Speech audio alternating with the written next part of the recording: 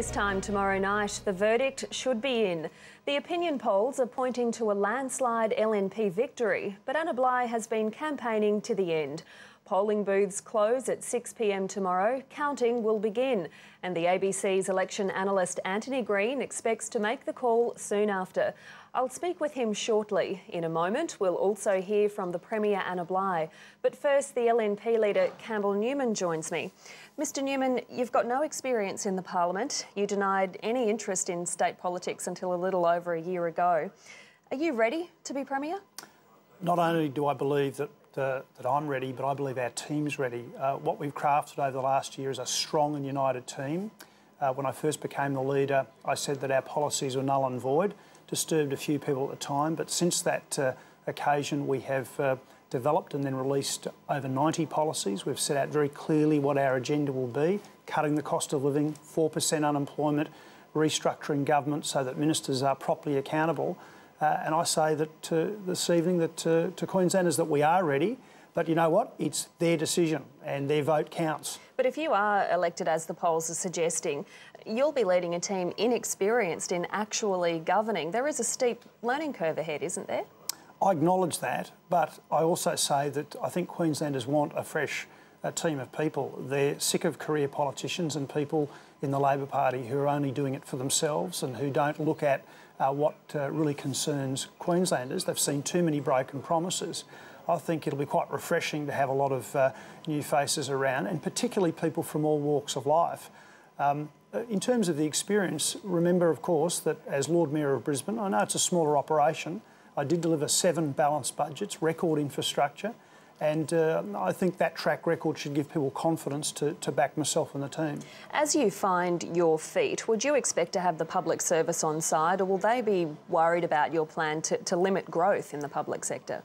Well, I think that we've tried very hard to put together a plan and also talk about our agenda in a way that should encourage people in the public service to be on side. And it's very important that we do have a public service team that actually backs the government. All I'm after if we become the government is for people to back the new direction.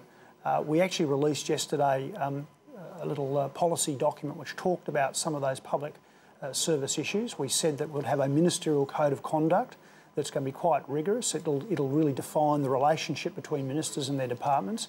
We've talked about the way that we'd approach the re-energisation of frontline services, but getting a control of back-of-office costs. And you only announced that plan as well as the costings for $4 billion worth of promises 2 days ago. Was that really a fair amount of time for voters to digest that information? Look, Jess, that's in accordance with what has traditionally happened. All elections that I've ever seen in the past have seen this sort of thing being done, and Andrew Fraser only released his the day before. Last election, of course, Andrew Fraser released 1 page of costings. We released 40. This time, Tim Nichols has gone to probably the extra step of getting Len Scanlon, former Auditor General of Queensland, to sign off and verify those figures. And I think people should be very reassured by what we've done. One way you've identified to cut waste is to curb ministers' travel. Queensland's a big state. Will regional Queensland still get the attention it deserves? Oh, not at all. But let me just be very clear for people what that really entails. It's the case that only three years ago the government spent $1 billion on travel, on consultants and advertising. Today that's up to $1.4 billion. We've said that a 20% cut is quite modest, quite sensible, quite achievable. And I'd say that Queenslanders out there would be welcoming that. And that doesn't mean that regional areas won't get looked after, because the money that we save from things like that actually goes into programs to support the regional cities and towns of Queensland that have been neglected. You've also got a plan for your first 100 days in office. Examining a repeal of civil unions is not in that plan. Is that a priority or not? Well, I've always said that it's not a burning priority.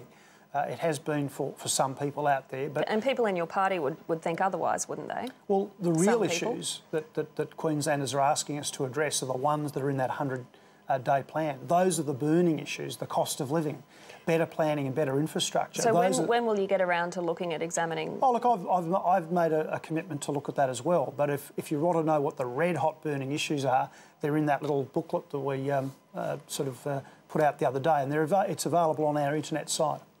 But back to my question, can you give us an idea on when you will look at examining repealing that legislation? We'll have a look at it, but it is in the context of all these other really important things that have to happen. I mean, like repealing $7,000 extra tax on the family home, the thing about water and electricity prices we've been talking about, making sure that we get rid of this terrible waste tax, which is hurting small business to no real environmental benefit. These are the things that really matter, and we'll be dealing with them from day one. You've said that you don't really believe the government's books, and so you're going to do a financial audit starting that in your first week in office. Can you promise that there won't be any nasty surprises arising out of that, and that you won't say, oh, we need to raise taxes or we need to cut projects? That's a really fair question. I suppose the first thing is, can Andrew Fraser guarantee there are no nasty surprises, because they're his books and Anna Bligh's books? Well, you're sitting here tonight, so, if you could answer that question. This is what we'll do. We're going to get this Commission of Audit going. It's going to look at all the elements of Queensland's current finances and the forward projections.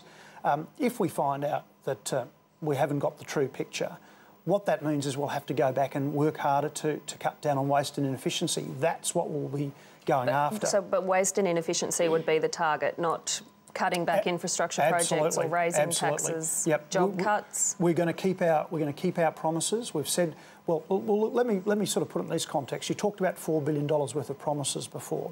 Yesterday, Tim Nicholls, as Shadow Treasurer, demonstrated $5.7 billion worth of savings or offsets against that $4 billion, which actually puts us $1.7 billion ahead of where Labor currently project will be. So, for example, in 2014-2015, the Labor Party are projecting a wafer-thin $60 million surplus. We are projecting over $500 million. So that money, that extra money, is going to pay down debt. Now, I would be very disturbed to find that the Labor Party have so misrepresented our financial position that we soak up those gains. Mr Newman, thanks very much for coming in this evening. Jess.